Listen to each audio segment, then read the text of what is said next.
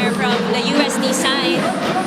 They know that Santiago will be getting more balls in today's game. Underhand set for Romero. Trisha Tubu gets an attack point.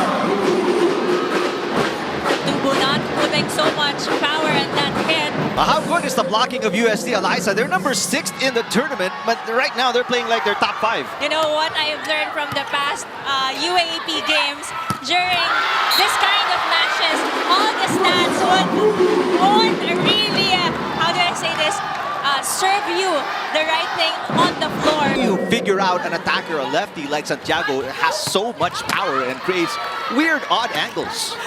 It's just so hard, you know, at the end of the day, if you're the spiker, you have the advantage because the blocker, you will see the hands of the blockers all the time. So as a spiker, you would, whenever you spike for that ball, you have that peripheral vision. Saigula, serving, already has 2 points, had 3 points against National University. Oh!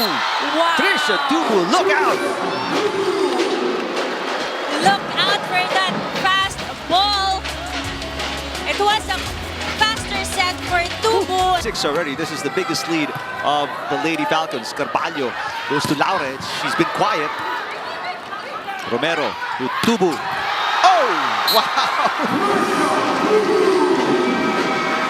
Wow, it's 5 points already for Tubu.